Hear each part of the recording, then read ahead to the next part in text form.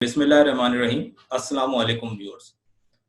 जैसा कि आप जानते हैं कि आजकल की मौजूदा सूरत हाल में हमारे जो आर्थराइटिस के पेशेंट्स हैं उनके जहनों में कुछ सवालात हैं और उन सवालात को क्लियर करने के लिए आज मैंने मदऊ किया है प्रोफेसर डॉक्टर खलील अहमद गिल साहब को। सर एसोसिएटेड है निश्तर मेडिकल यूनिवर्सिटी मुल्तान से और करंटली वो has head of department orthopaedic surgery Nishtar hospital Multan से। अस्सलाम वालेकुम सर, कैसे हैं आप? वालेकुम अस्सलाम, अल्हम्दुलिल्लाह बिल्कुल ठीक ठाक है, शुक्र।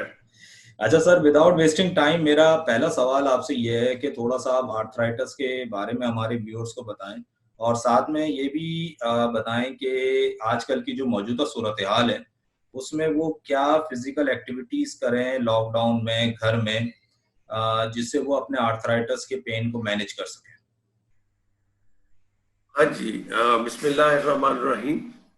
आर्थराइटिस जो आज हम लेना चाह रहे हैं, जिसके बारे में बात करना चाह रहे हैं, वो ऑस्टियो आर्थराइटिस एक ऐसी बीमारी है जो कि उम्र के हिसाब से घुटनों में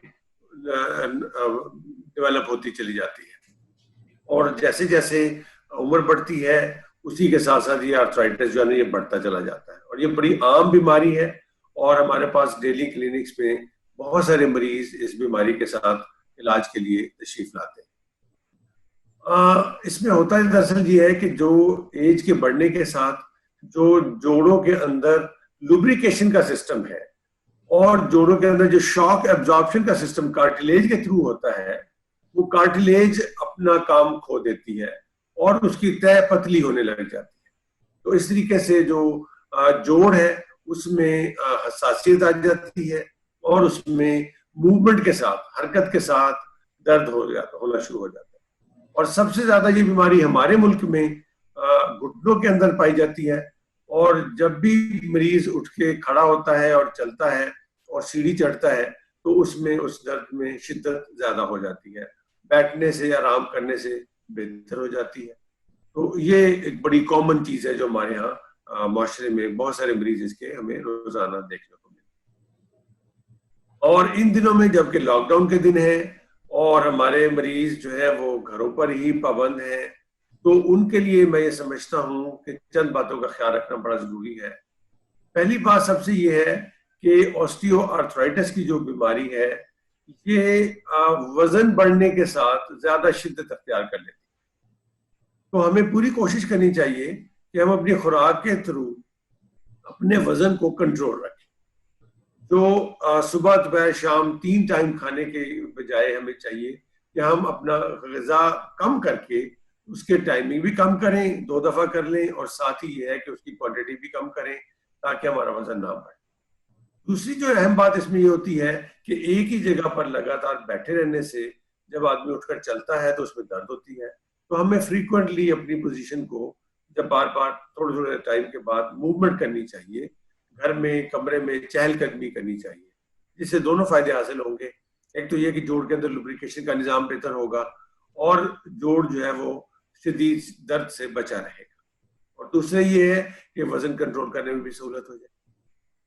तीसरी बात ये है इसके अंदर कि कुछ लोग जो हैं वो एक ही जगह पे इकट्ठे होकर एक ही जगह थोड़ी जगह में जो घरों में कंजेस्टेड रहते हैं, हमने सुना है कि वो जमीन पर बिस्तर लगा लेते हैं और बहुत सारा टाइम नीचे बैठकर गुजारते हैं।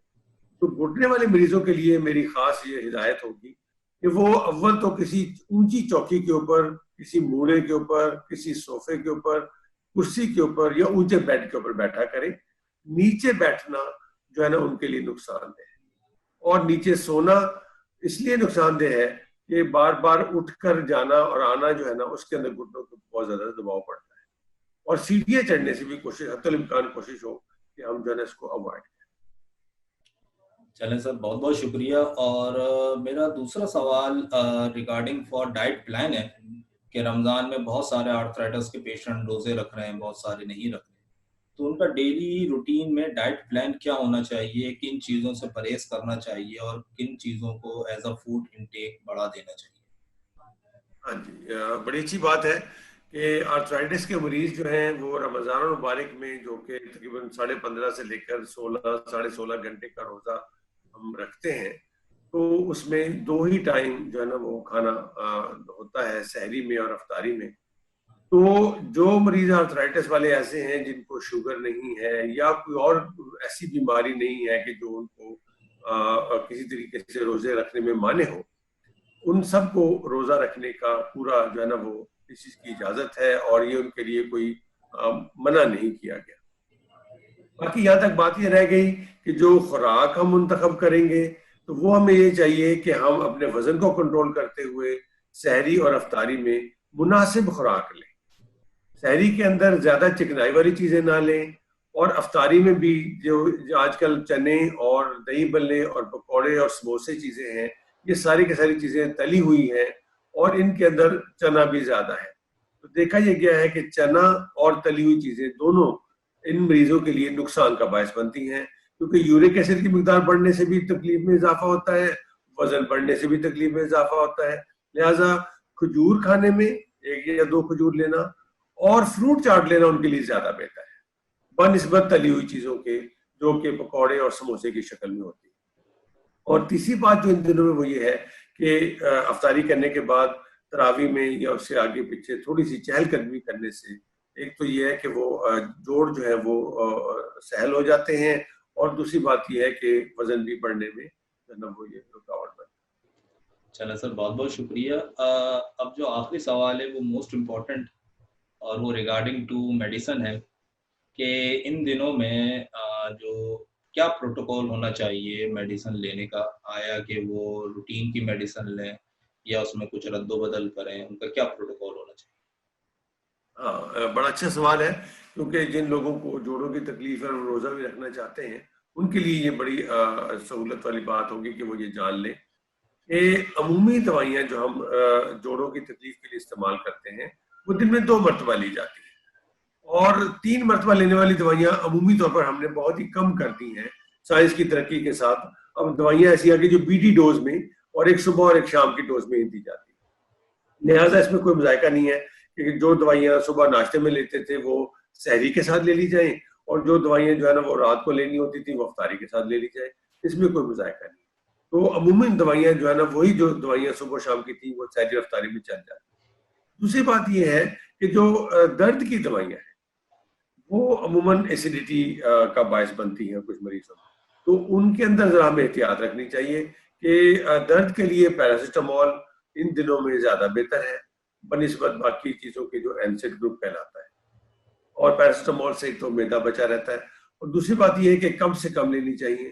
یہ زیادہ تر ہم جو ریکمینڈ کرتے ہیں وہ یہ ہے کہ درد کی دوائیاں افطاری کے ساتھ ہی لے لی جاتی ہیں، تاکہ اس کے بعد خالی معدہ نہیں ہوتا اور کچھ نہ کچھ انسان جو ہے نا رات میں پانی پیتا رہتا ہے اور کچھ کھاتا رہتا ہے.